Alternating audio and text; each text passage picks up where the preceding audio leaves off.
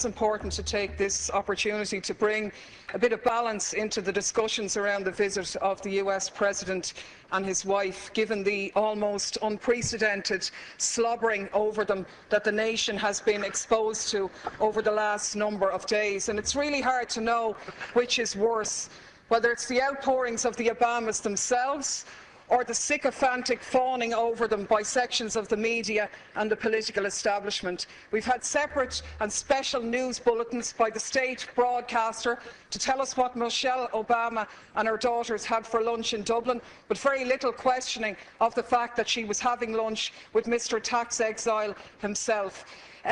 We had very little challenging of the fact that she's glad to be home, a country that she's been in less than a week and that her husband has very tenuous links in.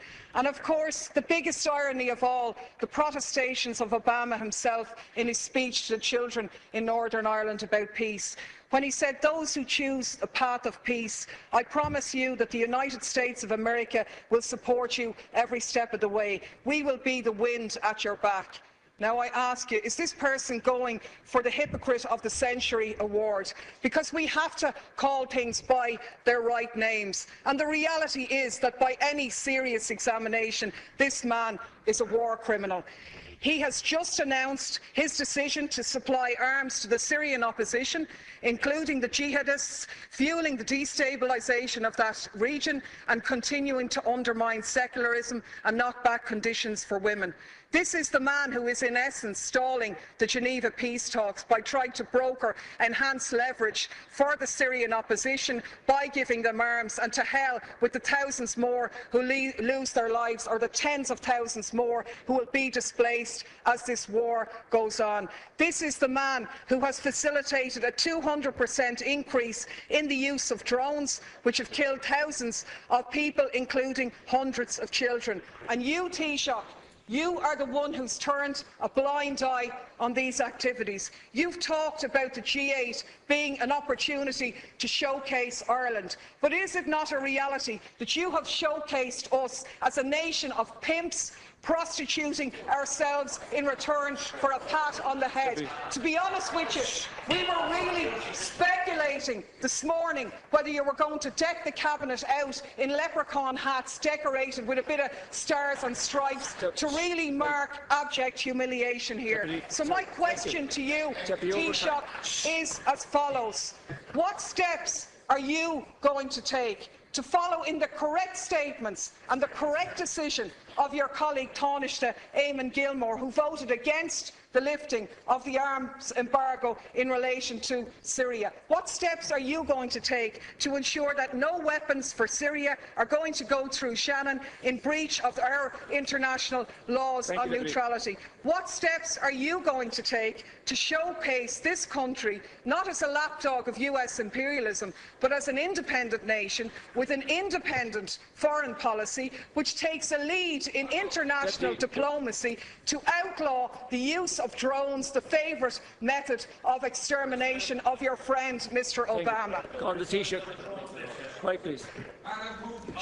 Well, let me confirm to you first of all that the President was not inquiring about your whereabouts or your well-being. I think your comments are disgraceful. I think they do down the pride of Irish people all over the world, who are more than happy to see this island be a host to the G8, the leaders of the most industrialised nations in the world.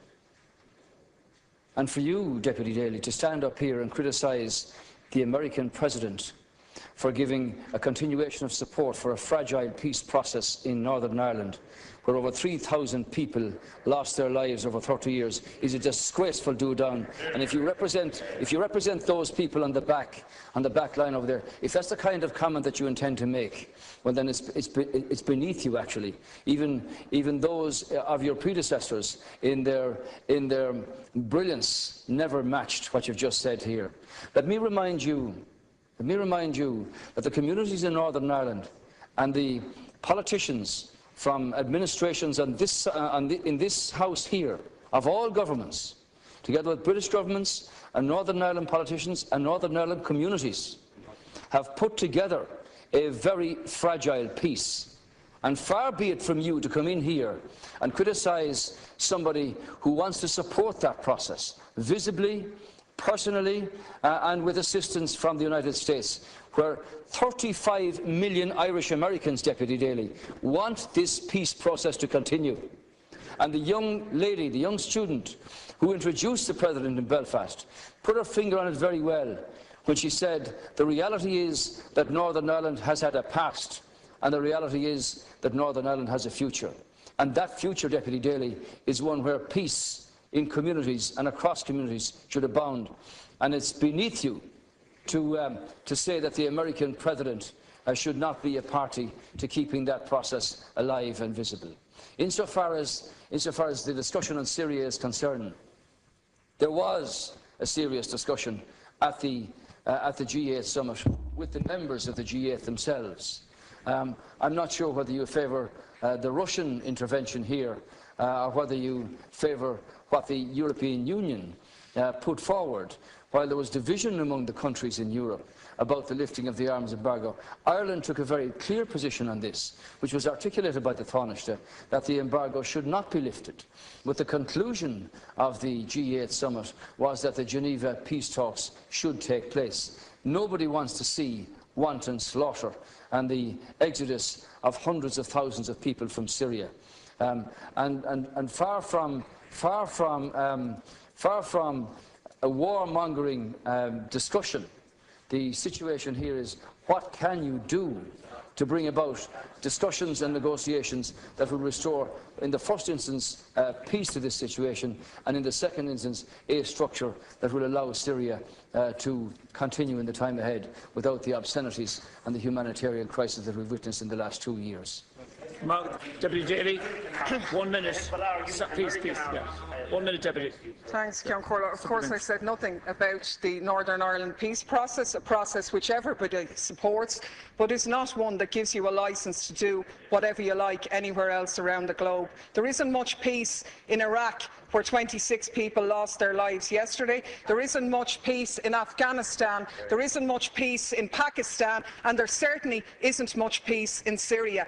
And the side I'm on in Syria is the one, and what I agree with is the statement by Oxfam, where Oxfam said sending arms to the Syrian opposition won't create a level playing field. Instead, it further risks fueling an arms free-for-all, where the victims are the civilians of Syria.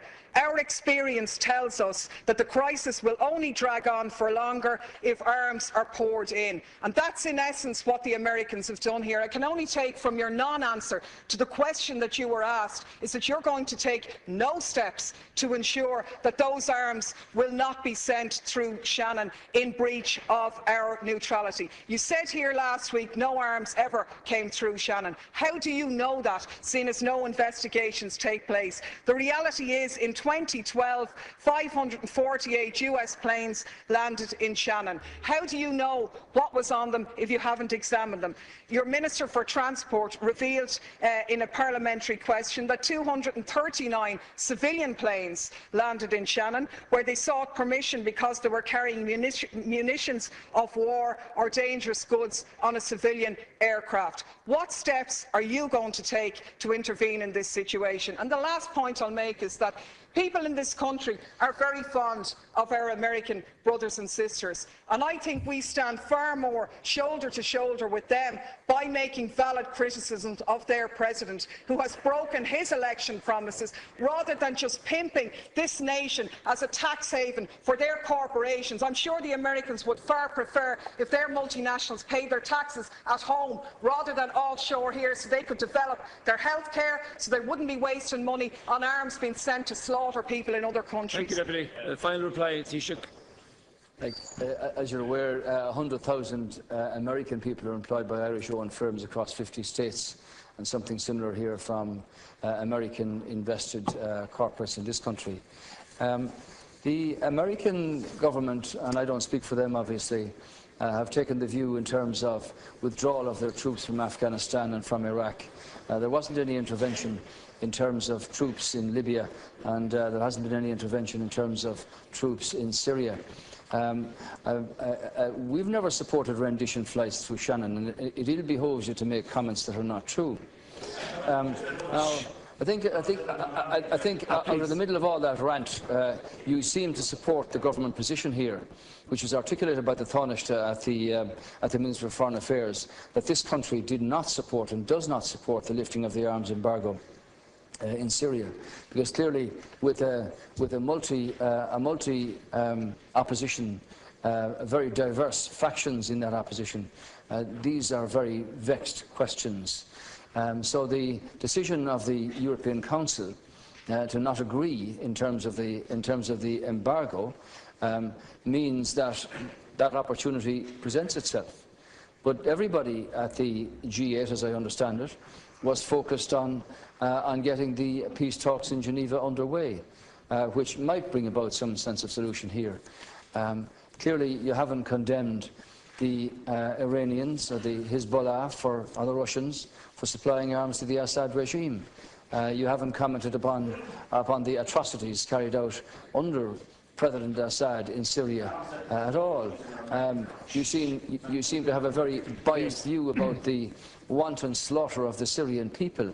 And everybody on this side, insofar as we're party to the European Union, wants to see a structure that would bring about the removal of President Assad, but peace restored to that country and its troubled people, and the hundreds of thousands who have had to exit us across the border with nothing but their families and a few belongings with them. So, in that sense, Deputy Daly, I hope, and it's the hope of the government, that the peace talks in Geneva can actually take place and that something comes from them. And while I wasn't at the discussion about Syria at the G8, my understanding is that there was a very frank disclosure about the various views here, and that hopefully something beneficial will come from that. That's the answer to your question.